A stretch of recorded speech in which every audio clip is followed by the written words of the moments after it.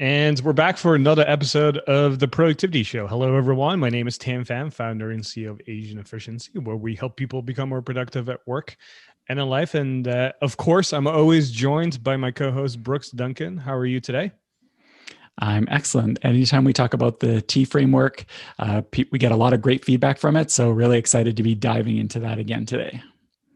Yeah, today is all about time. And then next week is about energy. And then the week after that is all about attention. In other words, focus. So let's just dive right into it. Before we start diving into the content, though, one of the things, as always, we like to kind of share some of our favorite productivity resources as of lately. And I know, Brooks, you have a few of them here. Would you mind sharing them with the audience today? Absolutely. I didn't really plan it this way, but all three of our top three resources are kind of a theme. So, the first resource is an app called Rescue Time. And I know a lot of productivity show listeners like Rescue Time a lot. It will help you do time tracking. It'll help you see what it is you're actually doing on your devices. And then you'll be able to see what you're doing and then make changes. So, Rescue Time does time tracking in the background. The second tool is an app called Toggle, and it's another time tracking app, but this one is a bit more you start and stop it, and it has very good shortcuts integration on iOS, and it's super cross-platform, so it allows you to start and stop timers so you can really see how it is you're using your time. That's number two. And number three is another way to track time, but this one is quite different. It's called Timular. And what this does is it's actually a physical device that you have on your desk. It's a 8-sided time tracking die, I guess would be the singular, that lets you track your more common activities. So if you're going to be doing email, you can turn it a certain way, and then it will automatically start tracking that you're doing email. And then when you're doing something else, you just turn it a different way. So it takes a lot of the pain out of sitting there, like starting and stopping apps and stuff like that. It's an actual physical thing you have on your desk. And I know the people who use Timular really, really like it. So those are our top three resources. And we'll have links to all of them in the show notes. So don't worry if you missed something. If you're listening to us on a device, just swipe and you'll see it there. And if you're listening elsewhere, you can always go to theproductivityshow.com/357. So if you're listening to this episode and you go, man, I wish I had more time in a day, or I wish there were more hours in a day, then I know this episode is going to really resonate with you. If you find yourself constantly feeling like there's too much to do and not enough time to do it in, I think this episode is also going to be perfect for you. And I know there's a small group of people also who are generally pretty good with their time, but never feel like there's enough time to do the things that they really want to do. And we want to kind of show you some ways you can create more timing in the day for the things that actually matter to you, right? Kind of like how we said at the top of the show. So again, next week's episode is all about how to have more energy. So if you want to have more time, listen to today's episode. But if you want to have more energy, definitely check in next week as well. So at Asian Efficiency, we created this productivity method called the T framework. And T stands for time, energy, and attention. So it's a really simple method to figure out what your biggest opportunity is to maximize your productivity. If you don't have enough time in your day, but you do have the energy and the attention to do the things you want to do, but you don't have the time to do it, guess what? You just won't get stuff done. You feel easily overwhelmed by all the things that need to happen, right? And so when we're trying to focus on time, what we're always trying to figure out is, well, we only have 24 hours in a day. There's obviously some commitments and things you're already doing that you're doing right now. But what can we do, change or update or recommit to making sure that you're spending your valuable time on things that actually matter, right? Because time is finite. It's a non-renewable resource. We can't get any more of it. And whether we do something about it or not, time goes by whether we sit still or actually do something about it, right? And so it's one of the most valuable resources we have available. And so if you're listening to this and you go, man, I wish I had more time, like how do I create more time? There's going to be 3 things we're going to be sharing with you here today. So let's start with the first one here. So the first tip that we recommend you do is to start tracking your time.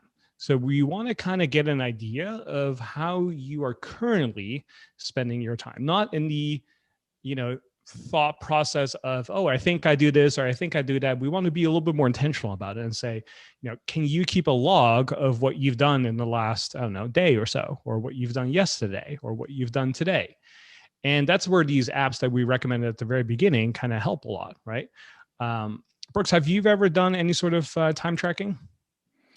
Yeah, it's something that I use more tactically, I guess I'm going to say. Some people track their time all the time, and I think that's a really great practice. But for me personally, I tend to use it more tactically. Like if I feel like I need to get back on track, then I will start tracking my time. And I've primarily used the app. One of the top three resources we mentioned, Toggle. So what I will do is I will have it Toggle set up in my browser or on my mobile device, and then I will start and stop timers just so I can see how I spend my day. Yeah, and it's really, really, I find it really, really helpful. It's kind of like I went through something similar when I was getting, this is years ago, but when my family, my wife and I decided to really start focusing on our finances. So we used a budgeting method called the envelopes method, which kind of over time translated into a tool I do use called YNAB. And you really get an idea of how you're spending your money when you track your spending and see where it's all going. And time is exactly the same. Like you said, time's like a currency. And so, yeah, I find it really, really helpful to see how my time was being spent. And then I could make changes to cut back on some things and increase the more focused time. I think oftentimes we get very surprised by when we start looking at our money and our finances, and we go, oh my gosh, I didn't know I was spending this much on food or eating out or on fashion or clothing or whatever thing you want to spend money on, right? Versus how much you actually think in your own head you spend doing. And it's the same thing with time, right? We probably spend more time on social media than we think we do, just like we were probably spending more money on eating out than we think we do, right?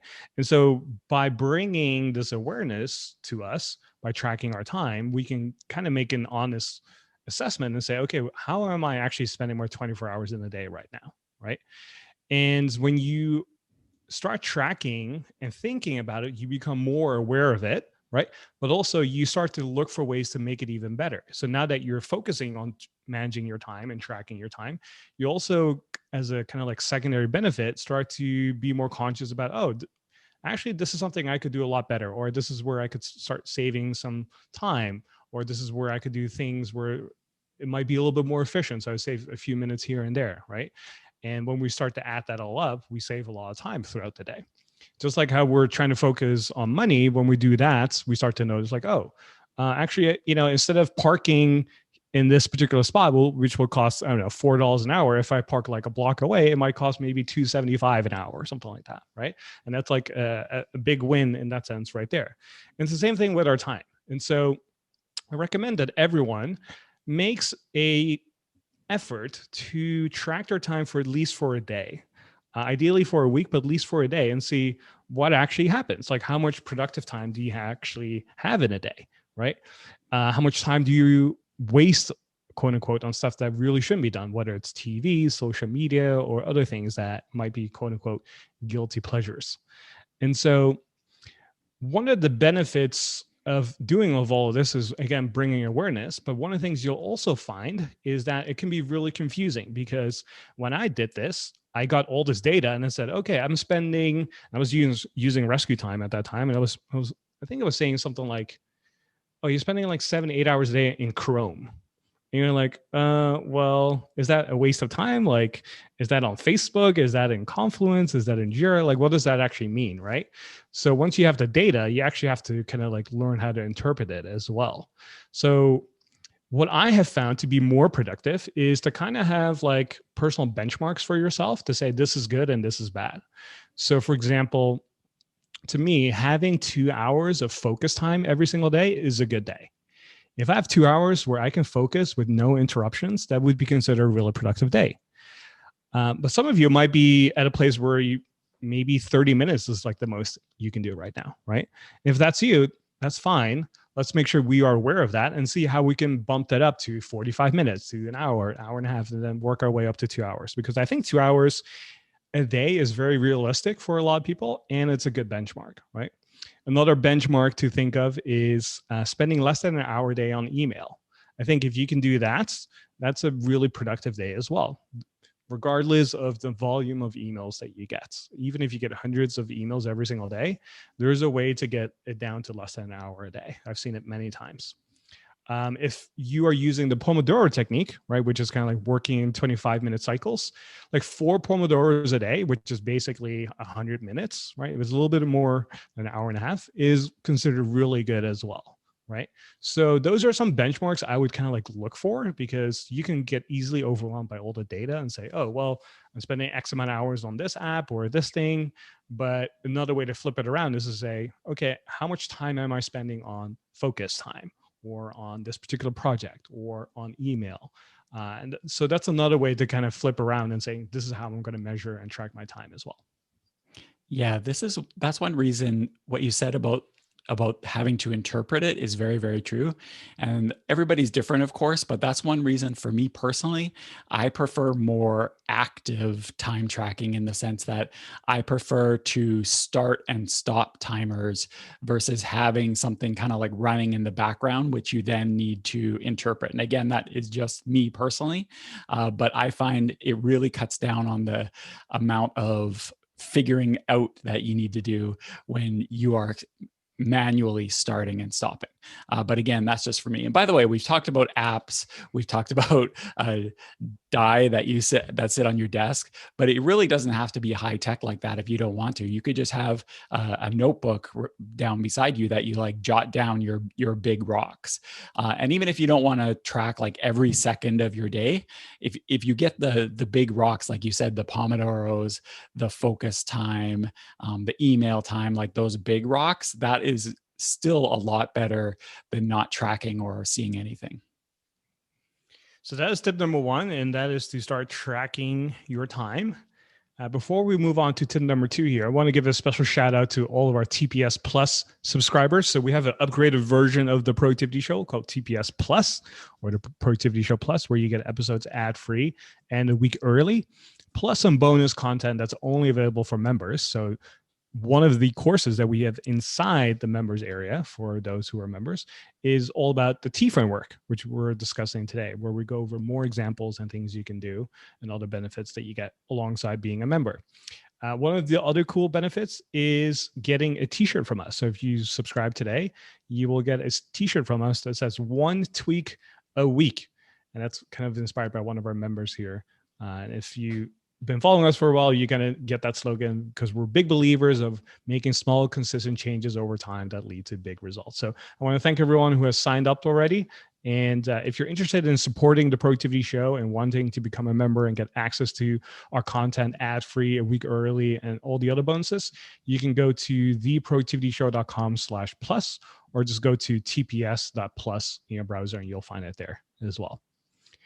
All right, let's move on to tip number two here, and that is to optimize your existing workflows. So like I mentioned earlier, we all have the same amount of minutes and hours in a day, right? We all have the same 24 hours in a day.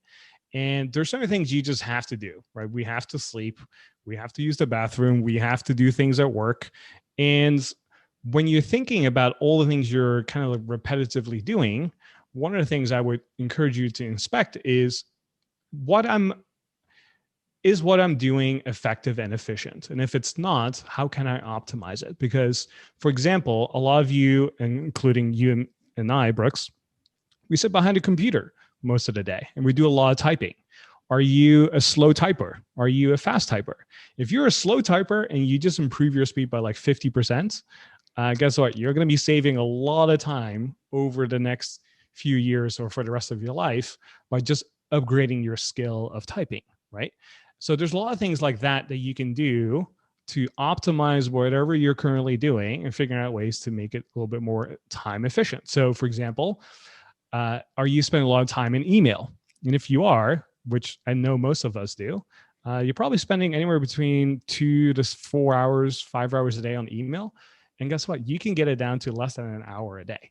If you learn an email system, if you learn how to optimize some automation in there, right? If you know how to declutter your stuff, you can zoom through your inbox very quickly.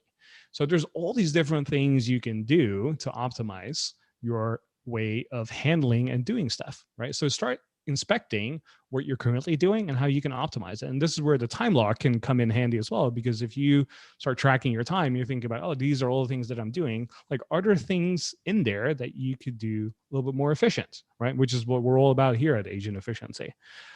Brooks, I know you've done time tracking. You've definitely optimized your own workflow. A lot of things that we teach have come from your own experimentations and things you've done in your personal life. What are some things that you've done that you said, you know what, this is actually worth the time to learn or upgrade? Yeah, well, we've talked about this on the show before, how especially there was a time where I worked with a lot of digital files. So that was one place I started, is optimizing, like you mentioned, optimizing the filing away, the managing, the naming of digital information using tools like Hazel and File Juggler and Text Expander. So that was one part of it. Another example is we use this tool. I've used it for years and years and years, and we use it at Agent Efficiency. It's called ScreenFlow. And so a Windows equivalent would be Camtasia. It's like a video tool. And I used it for ages and ages, but I never really learned best practices. Like I learned it enough to get what I needed to do done, but I never really, once I got to a certain point, I just kind of kept doing things the same way. And then at one point, I knew I was going to have a bunch of video projects coming up in a short period of time. So what I decided to do is I took a step back and I decided to start reading like the help and looking at YouTube videos and ScreenFlow tips, and learned things like keyboard shortcuts that I never knew about, different tricks and ways of working. And now it's really had a big knock-on effect that I'm way, way faster working with that tool.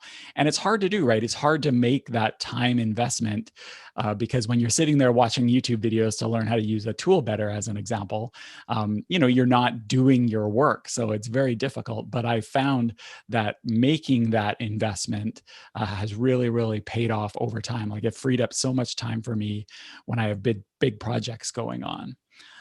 You also mentioned using, how a lot of us listening to this show are sitting behind a computer, but there's actually you can apply a lot of this stuff in any area of your life. Like, I know one of our productivity show our listeners and dojo members, Moses, he's often here on the live stream. He is in the construction business. And so he really is never at a computer during the day. He's on different sites, but he applies a lot of these productivity stuff to his construction work. So there's always ways that you can apply this stuff no matter what you do. One of the ways that I kind of optimize my time here is, back in the early days, I had to do a lot of the video editing for our courses, right? So I would create the videos and I would edit them in ScreenFlow, and optimizing and learning how to use that tool definitely helped free up a lot of time. But one of the other things that freed up a lot of time was just before I had like an upgraded version of the computer I have today, it took usually about anywhere between like an hour and a half, or sometimes even 2 hours to render a video. And since I was going through like 40 different videos, you can imagine that's a lot of rendering time. And so I said, after a few of them, I said, oh my gosh, I can't use my computer when this thing is rendering. Like, this thing is unusable. And I just have to wait for an hour and a half or two, and do something else, and then come back, and then I can use my computer again. So I said, you know what? Maybe I should just upgrade my computer. And so I started upgrading my computer. I got a new laptop, and I started rendering videos again. And guess what? It took maybe like some videos at most 30 minutes, but most of them would be done by like 15 to 20 minutes. So I went from sometimes like 2 hours to something done in 15 minutes. And as you can imagine, that's a huge difference, right? And because I was rendering videos all the time, this was a significant chunk of time that I won back by just optimizing what I was using, right? So there's probably countless examples of this playing out in your life where you can think of ways to make this even better, right? It could be as simple as like how you make coffee in the morning, right? To as simple as like rendering videos, like I mentioned, to what if you upgraded your internet and had faster internet? Would that make a significant difference in what you do, whether it's downloading or uploading stuff, right?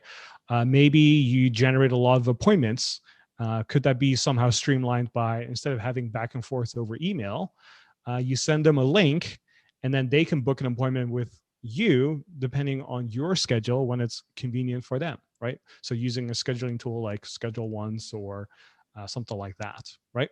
Or Calendly is the one that I use now. So these are just some examples of ways you can make things better. Another thing that I know you, Brooks, have always talked about and you wish more people would do is learning keyboard shortcuts, right? So if you, in my opinion, if you learn like maybe 4 or 5 keyboard shortcuts of your top 3 apps, right? So if you create a list of like, these are the 3 apps I use the most, and then just learn a few keyboard shortcuts in those, you are going to be so much more efficient and faster, right? It's like when you see someone kind of nail it down when they use like Excel or something, right? And they just know how to use certain keyboard shortcuts and use certain formulas. And like, even though I don't know how it works in detail, when I see it happen, I go, oh my gosh, this is like magic. This is a magician at work right now, right? Even though to that person, it's just a really simple dragging, type in a few keywords and here and there, and we're good to go, right? And that can be the same true for you. And so think about all the things you're currently doing and how can you optimize the things you're doing right now. So again, that is tip number 2, optimize your existing workflows. So let's move on to tip number 3 here. And this is actually going in the opposite direction, and that is to see what you can stop doing. So instead of optimizing things and tracking things, think about what are all the things you can stop doing, because nothing is more efficient than not doing something at all, right? So every time you look at your list of things you've done, ask yourself, like, are these the things I have to do? Do you have to attend that particular meeting? Do you have to do X, Y, and Z? Do you really have to do this, or are you making a assumption or some sort of agreement that you think you have to do this? But I would actually question, do you actually have to do most of the things you're currently doing right now? And if you really question yourself, you'll find opportunities to say, actually, I don't have to be on this meeting, or actually someone else can do this, right? And so if you have a list of things that you're doing on a regular basis, one of the things that I always do when I work with clients, especially the ones who are in leadership roles or are founders, oftentimes when they have a team or people working under them or they're managing a team, they can oftentimes start delegating stuff, but they have a hard time delegating things. And so one of the things we always do is we kind of do something very similar. We create a list of all the things that they do, and then we inspect. Is this something that you enjoy doing? Is this something that you have to do? Is there something on this list that you don't have to do, but someone else could do, right? And this is where we start delegating stuff. And the same thing can be done for your own personal life. Like, are there things that you have to do? Or are there things you could maybe stop doing, right? And again, this goes back to the idea of you don't have to do everything. You don't have to do all the things that you're currently doing. Yeah, there's this great book that I've referenced on the podcast before. It's called Do More Great Work by Michael Bungay Stanier. And there's a really good exercise for figuring out what it is that you can stop doing. And sometimes it can actually surprise you. We've talked about something called the Eisenhower box or Eisenhower matrix or priority matrix many times on the podcast, and in the show notes, theproductivityshow.com/357. We'll make sure there's a link to that if you're not familiar with it. But what the Eisenhower box or the Eisenhower matrix does is you make a grid with 4 quadrants, and then you rate things by whether something's important and urgent, and then you kind of decide what to do there. Well, in the Do More Great Work book, there is a different type of matrix where you basically sketch it out and you say, okay, what are the things that I care about and my employer or my team cares about? Obviously, the things in that quadrant, you keep going. The next quadrant, what are things that I don't care about and my employer or team really doesn't care about? Well, those are things obviously that you can get rid of. They're things you're doing, but neither of you really care about it. Then things get a little more dicey, where you have things that you don't necessarily care about, but your employer does care about. Well, those are things that you still have to do, but maybe at least theoretically, you still have to do, but your employer wants you to keep doing them. Well, maybe these are things you can delegate. Maybe you can scale down your effort a little bit to deliver what is required versus, killing yourself trying to spend a ton of time on these things, so you can focus on other things. And then in the final quadrant, it could be things that you care about, but your employer or your team or family members, whatever it is, doesn't care about. So these are things that you want to do, but others don't necessarily see the value in. And that can be the toughest part. You might need to do things on the side, outside of work, or present it in a different way. And by blocking things into those 4 quadrants, then you can really see what are the things that I can get out of my work and out of my life, and what are the other things I need to prioritize and move around. And when there is those matches and mismatches, it makes it really, really clear to see what it is you can get rid of. We have these operations meetings every single week, and that's actually one of my favorite things is when we're looking at the things that we do here at AE, and we decide what it is that we can actually get rid of doing, because that's a complete win. We're all we're all spending less time doing these things that we've decided we don't need to do anymore, and it's something we're always looking to eliminate. Yeah, we do this all the time, also on our sprint reviews. So when we have our demo day or a sprint review meeting, we kind of go over what we did over the last 2 weeks. We kind of demo it and showcase it. And one of the questions we ask on there as well is, based on the past 2 weeks and all the things we've done, what are some of the things that we should stop doing? And not all the time do we get stuff coming up there, but every now and then there'll be stuff on there. And we go, why are we even doing this? Right. I think this is something we should stop doing. It could be a certain procedure. It could be a certain step in how we do something that could potentially save some time here and there. And so consistently asking yourself on a regular basis, what is something that I should stop doing, is going to be really helpful. So this could be part of your journaling that you do at night or in the morning. Right.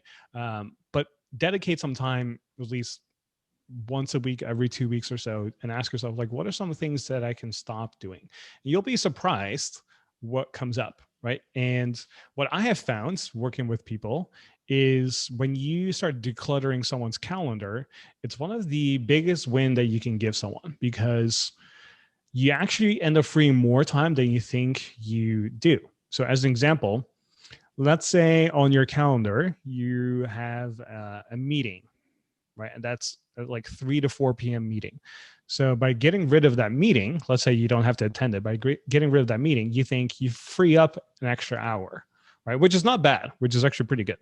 However, in reality, what I find is you actually free up way more time than that. It could be an hour and a half, sometimes even 2 hours. Why? Because sometimes, let's say you have to have this meeting in person, you might have to do some commuting, right? And then commute could be 15 minutes one way, 15 minutes the other way, right? So that's 15 minutes here and there. So that's an extra 30 minutes that you win back.